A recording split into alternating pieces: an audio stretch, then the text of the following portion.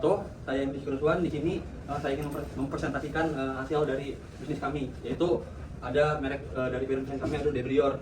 Visinya itu ingin membangun mini quality life untuk memastikan setiap produk brand lokal memiliki kemajuan kualitas. Oke, next. Nah, di sini ada saya sebagai CEO dan ada Bagas sebagai quality control dan juga Yuda sebagai brand strategis. Next. Dan konteksnya di sini 75 orang Indonesia itu lebih memilih produk asing daripada produk lokal.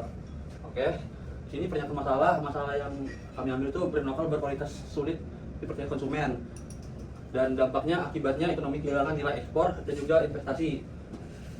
Next. Dan buat pernyataan masalah atau industri banyak produsen lokal berkualitas tinggi kesulitan untuk mendapatkan pangsa pasar yang signifikan dan juga di sini data pendukungnya itu ada 75% orang Indonesia lebih memilih produk brand asing. Next. Terus di sini ada analisis masalah seperti stakeholder yang terpengaruh, yaitu dan juga ada dampak bagi stakeholder dan juga penyebab masalah dan juga hubungan anggota atau kelompok. Next. Dan juga di sini segmen sasaran konsumen yaitu konsumen muda berkekuatan usia 18 hingga 35 tahun dan juga sasaran konsumen itu berasal lokal dan juga desainer independen yang berkualitas. Oke, next. Oke, selanjutnya akan dijelaskan sama teman saya. Oke, perkenalkan nama saya Raden Sakarifai. Di sini saya akan melanjutkan presentasi dari teman saya. Di sini ada segmentasi konsumen atau persona. Di sini ada kelompok utamanya, personanya yaitu Xiaoqi. Dia berusia 21 tahun, lokasinya di Jakarta dan peran dalam organisasinya ada kelompok sekunder brand fashion lokal dan desainer independen berkualitas. Oke, next. Job to be done atau alternatifnya ada JTBD fungsional, JTBD emosional, JTBD sosial. Oke, next. Alternatifnya saat ini mencari inspirasi secara manual dan kekurangan dari alternatif saat ini tidak terpersonalisasi secara mendalam. Oke, next. Validasi masalah di OOTB. Di sini ada beberapa daftar konsumen potensial wawancara atau pengguna. Oke, validasi masalahnya total konsumen potensial pengguna yang wawancarai secara luring ada 10. Presentasi setuju bahwa masalah saat ini cukup penting bagi mereka untuk mencari solusi ada 8. Presentasi yang tidak puas dengan alternatif saat ini ada 2. Oke, ini solusi kami. Solusi dari kami mini quality life memastikan kualitas bahan dan hasil produksi terukur dan konsisten. Teknologi dari kami lab ini memanfaatkan peralatan pengujian tekstil sederhana seperti mesin cuci industri, alat ukur penyusutan, lampu UV dan tester kekuatan jahitan. Oke, sekian dilanjutkan teman saya. Oke, selanjutnya perkenalkan nama saya Andika Wijaksono. Di sini ada desain solusinya dan diisi dari solusi kami sendiri. Lalu fitur utamanya lalu ada keunikan yang dimana solusi kami itu ada dari mini quality lab dan itu memastikan kualitas bahan. Bisa next. Dan di sini ada manfaatnya. Ada beberapa secara ringkas saja. Itu ada manfaat secara fungsional, ada dari emosional, lalu ada dari sosial dan dari masyarakat. Next. Nah, di sini ada pesaing. Ini pesaing dari Debrior sendiri. Itu ada langsung dan tidak langsung. Bisa dilihat sendiri ada beberapa brand-brand pesaing yang dimana memang secara struktural bersaing dengan Debrior sendiri. Dan MVP kami itu ada brand lokal murah berkualitas tapi kualitas internasional itu bisa lewat uji mini quality lab. Nah, di sini ada pesaing-pesaing yang sudah dijelaskan sebagian tadi, ada dari pesaing dari Indonesia, dari tidak langsung dari Indonesia juga, lalu ada secara global dan tidak langsung dari secara global juga. Nah, di sini ada analisis makro dibagi 2, itu ada tren yang menguntungkan dan tidak menguntungkan dari area teknologi, sosial, dan tidak menguntungkannya itu dari ekonomi dan politik. Next. Nah, di sini ada prototipe yang tadi teman saya gunakan juga. Di sini ada contohnya dari ada format prototipe itu berbentuk itu fisik, yaitu baju Debrior sendiri. Terus fungsionalitas yang disertakan dalam prototipe, lalu ada fungsionalitas tidak termasuk dalam prototipe. Dan selanjutnya bisa dijelaskan oleh teman saya. Oke, nama saya Kasau Kusumayuda. Kita mulai dari validasi prototipe. Kita ada dari jumlah pengguna yang dilibatkan itu mulai dari ada 15, lalu ada berapa banyak orang yang menyukai prototipe juga ada 13. Langsung kita ke umpan balik prototipe. Umpan balik di sini kita melihat dari aspek dari prototipe yang disukai pengguna itu apa, lalu ada juga aspek dari prototipe yang tidak disukai oleh pengguna. Next. Nah, lalu ada analisis persaingan. Nama pesaing sendiri itu yang sudah disebutkan tadi mulai dari Signor, Tag Insomnia, Uniqlo dan H&M. Produk atau layanan kami yang akan kami lebih baik, yang produk atau layanan kami akan lebih baik daripada solusi pesaing karena ini mulai dari personalisasi, fleksibilitas desain hingga pasokan stok. Next.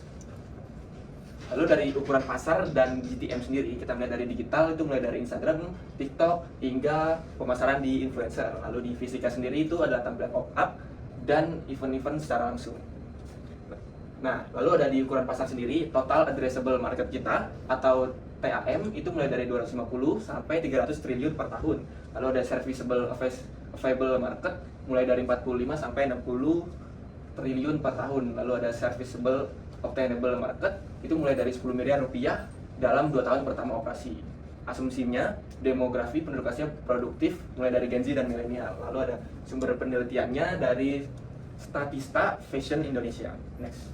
Nah, lalu di model pendapatan atau strategi harga sendiri, kita memiliki model pendapatan utama melalui e-commerce, lalu model pendapatan sekundernya juga e-commerce.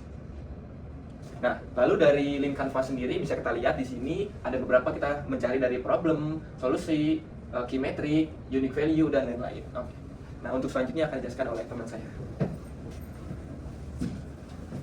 Oke, selanjutnya saya bisa memantau akan menjelaskan presentasi selanjutnya, yaitu yang pertama itu ada segmen pelanggan utama. Itu kita bisa tahu dari usia 18 tahun sampai 35 tahun, dan UVP-nya itu brand lokal murah yang berkualitas, tapi kualitasnya ini internasional.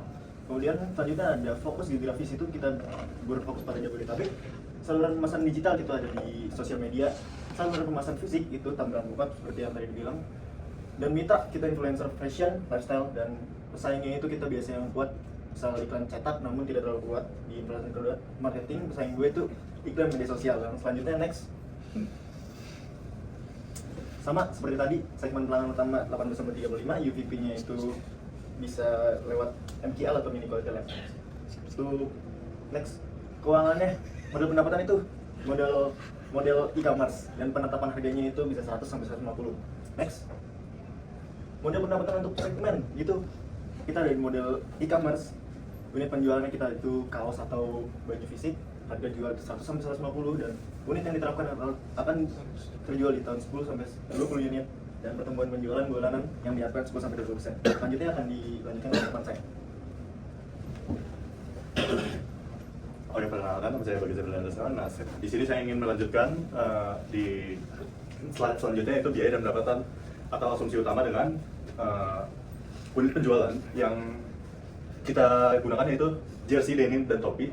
Yang kedua, harga jual per unit yaitu 150.000, diambil harga sesuai target. Nah, target penjualan bulan 1 yaitu 10 unit, dan target tetap 10 unit untuk menjaga eksklusivitas awal. Next.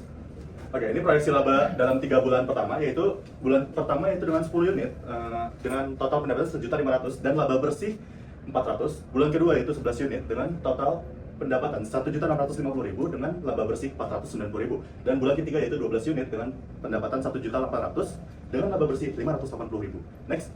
Oke, ekonomi unit dan analisis impas, yaitu pendapatan tahun pertama dengan 630 juta asumsinya, dan laba kotor untuk tahun pertama yaitu 270 juta. Laba bersih pada tahun pertama 140 juta, dan bulan impas atau dapat BEP dengan BEP pada bulan keempat. Next. Oke, langkah berikutnya yaitu tujuan untuk bulan pertama sampai ketiga itu menyiapkan prototipe awal dan sistem uji kualitas. Bulan keempat sampai ke-6 yaitu menjalankan mini quality lab dan uji pasar awal. 7 sampai 9 itu memperluas pasar dan memperkuat branding produk, dan bulan ke-10 sampai 12 menciptakan pitching dan rencana pengembangan bisnis. Oke, penilaian visibilitas usaha yaitu indeks kelangsungan hidup Ventura dengan 88%. Dengan kekuatan brand memiliki visi kuat dan kualitas produk yang baik dan positioning yang jelas bahwa produk lokal mampu bersaing dengan brand non-lokal. Area perbaikan yang perlu meningkatkan konsistensi pemasaran, efisiensi produksi, dan validasi pasar agar pertumbuhan lebih terukur dan berkelanjutan. Oke, next. Di sini tadi udah Ruswan sebagai CEO dan keterampilannya kepemimpinan. Saya di bidang quality control dengan manajemen produksi, dan Kansayo Sumayuda sebagai brand strategis dan digital marketing. Next. Oke, ringkasan kelompok usaha. Oke, di sini gambaran umum dari debitor kami hadir untuk membantu brand fashion lokal yang membangun kepercayaan melalui kualitas yang terukur dengan MQL atau mini quality lab, dan kami memastikan setiap produk diuji secara konsisten sehingga konsumen mendapatkan produk lokal dengan standar yang dapat diandalkan dan mampu bersaing dengan brand global. Oke. Sekian dari kelompok kami. Terima kasih atas kesempatan untuk presentasinya. Jangan lupa misi kami yaitu to brand fashion lokal untuk membangun kepercayaan konsumen melalui standar kualitas yang terukur dalam MQL sehingga produk lokal itu mampu berkembang secara global dan secara berkelanjutan di dalam industri nasional. Sekian dari kelompok Debrior. Wassalamualaikum warahmatullahi wabarakatuh.